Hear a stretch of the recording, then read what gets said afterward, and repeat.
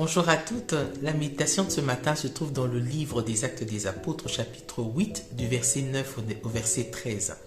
Dans ce récit, ce passage commence en nous présentant un homme nommé Simon qui se prenait pour un personnage important, en fait tout simplement parce qu'il exerçait de la magie. Et grâce à cette magie, il arrivait à faire des prodiges. Et la Bible nous dit que tous, du plus petit au plus grand, l'écoutaient attentivement parce qu'ils étaient étonnés des miracles qu'il était en train d'accomplir.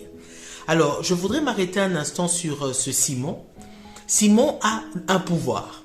Et ce pouvoir, il obtient de qui? Il obtient en fait des ténèbres, de Satan. Et ce pouvoir, il exerce dans quel but?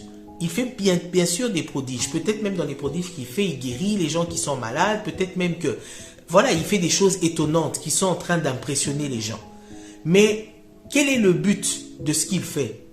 Son but, c'est juste attirer les regards sur lui-même, attirer le regard sur sa personne et non pas sur Christ.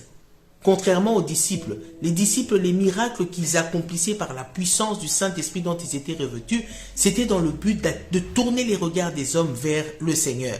Parce que Christ leur a dit, voici, j'ai tout pouvoir et je vous ai donné ce pouvoir. Allez et faites de toutes les nations des disciples, baptisez-les, emmenez-les à me connaître et à obéir à tout ce que je vous ai prescrit. Et il a dit que les miracles et les signes vous accompagneront, vous qui avez cru en moi. Lorsque vous irez pour annoncer l'évangile, des miracles vous accompagneront. Des prodiges vont être faits par vos soins, par vos mains. Et dans quel but? Dans le but de tourner les âmes vers le Seigneur. Mais Simon, lui, son but, ce n'est pas cela. D'une main, peut-être, il donne une guérison par la magie. De l'autre, on ne sait pas ce qu'il retire. Et ici, je voudrais mettre en garde toutes les personnes qui, au lieu de se tourner vers le Seigneur pour chercher des solutions à leurs problèmes, pour chercher des délivrances, pour chercher des guérisons, se tournent vers l'occultisme, se tournent vers la sorcellerie. J'aimerais vous mettre en garde en disant, sachez que lorsque on obtient quelque chose du diable, sachez qu'il ne donne jamais rien pour rien. Avec lui, c'est donnant. Il vous donne de la main gauche, il vous retire de la main droite. Tournez-vous vers le Seigneur qui a tout pouvoir. Et autre chose, la Bible nous dit, Christ prévient dans Matthieu 24, sachez que dans les derniers temps, ils se lèveront des faux Christ, des faux prophètes qui vont accomplir des prodiges et des miracles, au point même de séduire les élus. J'aimerais nous dire ici, nous sommes dans un temps très difficile. Faisons attention. Lorsque nous voyons des miracles s'accomplir, ne croyons pas tout de suite que le Seigneur est là. Ne nous laissons pas impressionner, nous les élus, parce que nous voyons que tel prophète, tel pasteur ou telle personne opère des prodiges.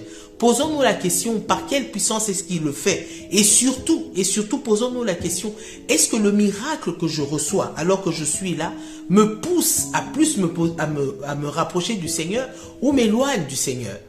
Si le miracle que vous recevez, ce n'est que miracle pour miracle et qu'il n'y a pas quelque chose de particulier qui se produit dans votre vie pour vous rapprocher davantage du Seigneur, sachez que l'objectif n'est pas atteint.